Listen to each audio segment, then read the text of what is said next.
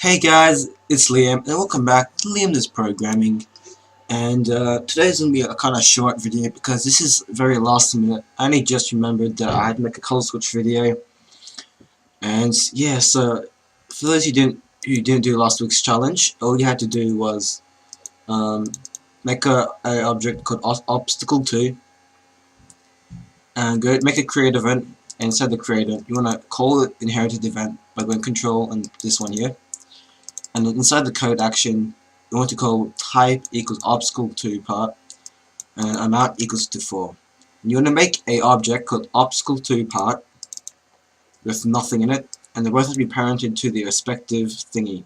So the obstacle part has to be parented to the base obstacle part, while the obstacle has to be parented to the base obstacle. I hope that made sense. So let's move on. So today, if you haven't read the title yet, we're going to add a camera to the game, or as we know it, a view. As gamers calls it a view. So we're going to go into our playroom, go into the view, enable use of views, scroll down, visible when room starts, and then you want it to set it to the room's dimensions. So you can do that in code. So create object. We're going to call this view. Add event, create, view hview. Well, let's just go view equals 0, view hview, and then view equals room width, and then room height, and then view wview view equals room width. So set the view dimensions.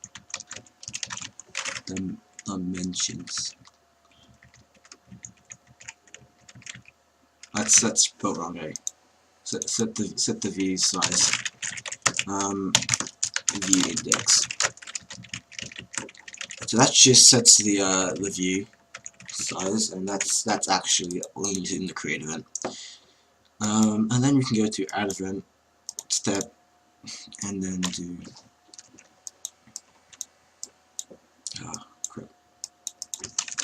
view yview 0 equals player.y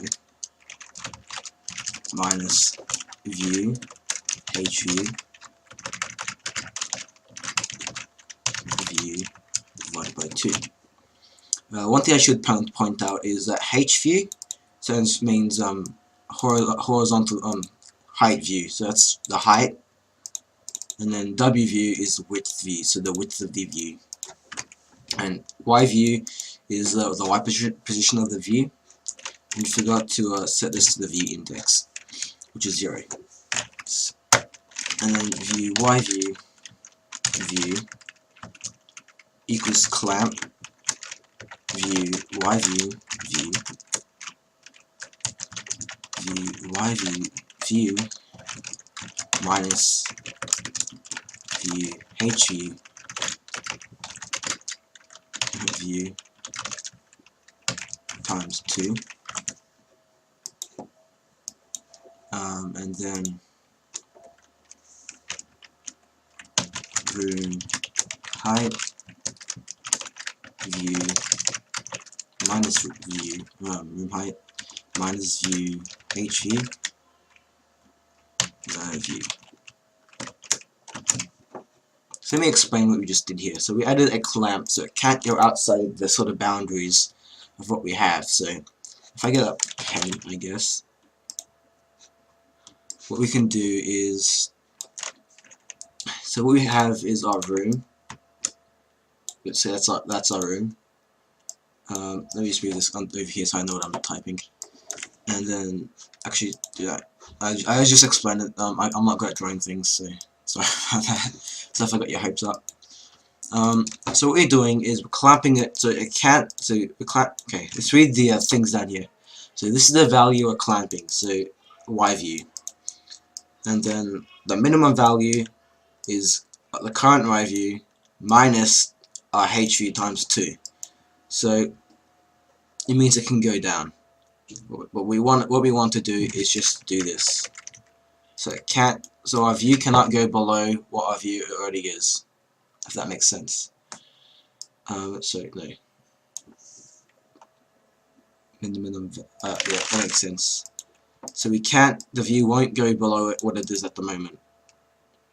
And then room height, and this is just the maximum, which is room height minus view HView. So this is one height above it, if you know what I mean. So okay, let me get paint out. I can't explain it. So this is our room,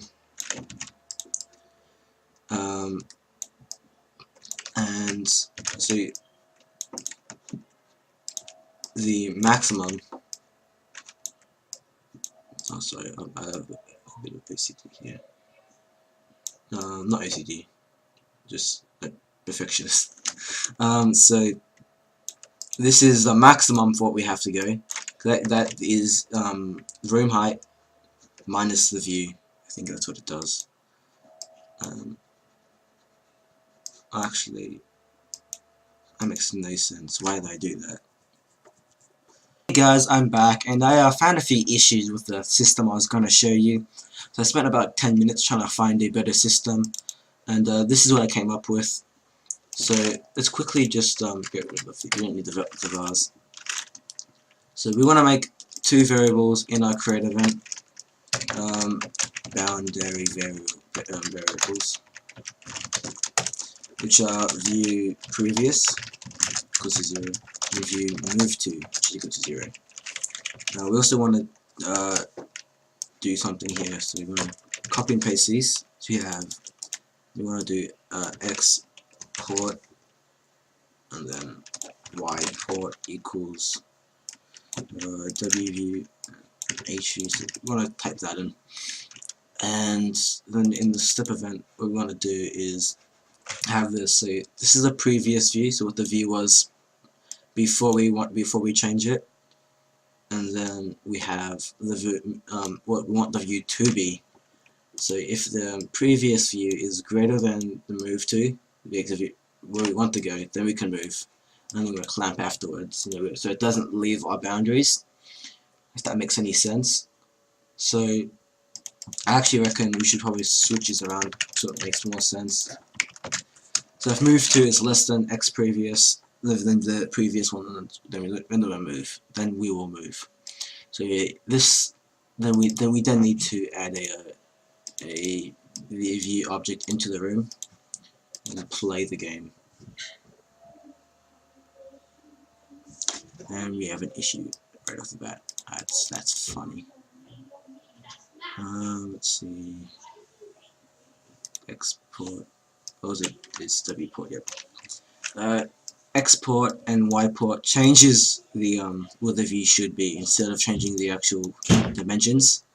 The port is just a port on the screen, so this is the port here. That's still not working for some random reason. So yeah, we need to come in here and change the thing. So I'll change this to 360 by 640 inside the views. I don't know why it's not working here.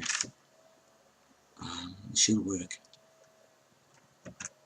That's just a bit odd, but that doesn't matter. So it's working now. So the window is the port, if you guys didn't know what the port was. So as you can see, the camera moves up, but it will not move down. So if once we get up here, we start from down, the camera only moves up, it doesn't move down, as you can see. And that's it for this video. I'm gonna give you guys a challenge. The challenge is make it so when the player goes under the port, under the view. So on the player, I'll show you. So when the player goes under the view, so like when it goes when it goes off screen, to die instead of going out of the room. So that's you guys' challenge, and I hope you guys enjoyed the video. And that's about it. See you guys in the next one. Bye.